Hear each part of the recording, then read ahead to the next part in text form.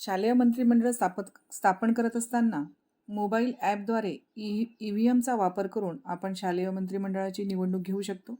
तर ॲप कसं वापरायचं या संदर्भात आज सांगणार आहे.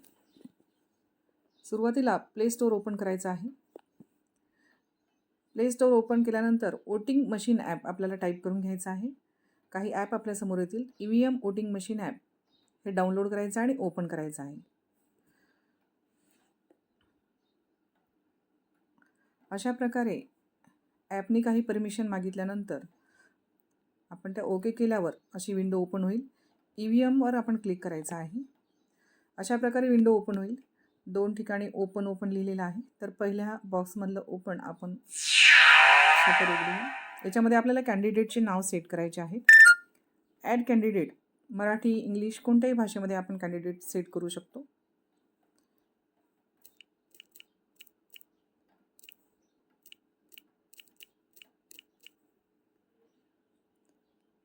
यामध्ये जेवढे विद्यार्थी निवडणुकीला उभे राहणार आहेत उमेदवार त्यांची नावं सेट करून घ्यायची आहेत.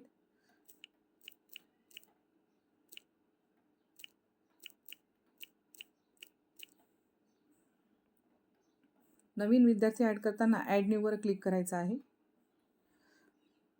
एक नाव मराठीत सेव्ह करून दाखवते.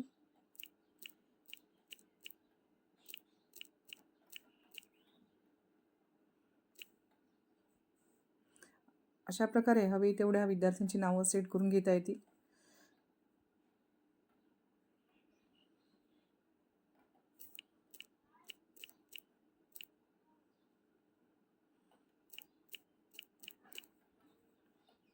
आपण 4-5 पाहिजे तितके जेवढे उमेदवार आहेत तेवढे नावं सेट करून घ्यायची आणि यादी सेव्ह करायची.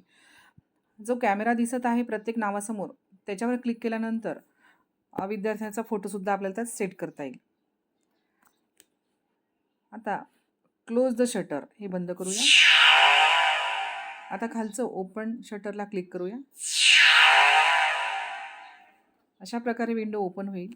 तर पहिले क्लिअर या बटनावर दाबून घ्यायचं आहे आणि लाल डिस्प्लेला तुम्हाला रिझल्ट दिसत राहील.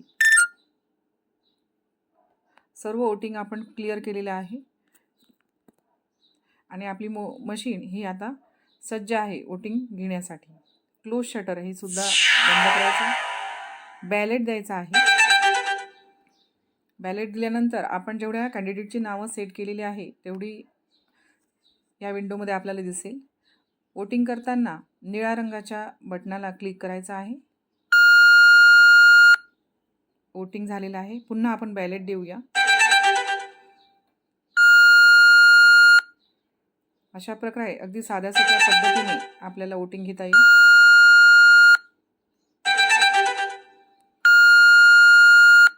सर्व विद्यार्थ्यांचे वोटिंग झाल्यानंतर टोटल बघायचे आहे. आता आपण 4 वोट टाकले होते म्हणून 4 दिसत आहे. खालचा ओपन करून घेऊया. आपल्याला पूर्ण वोट टाकून झाल्यानंतर वोटिंग काउंटिंग करायसाठी पहिले क्लोज करायचं आहे आणि रिझल्ट ह्या बटनावर जायचं आहे. तर कोणत्या कॅन्डिडेटला किती वोट पडले हे तुम्हाला लाल रंगाच्या डिस्प्लेवरती दिसेल.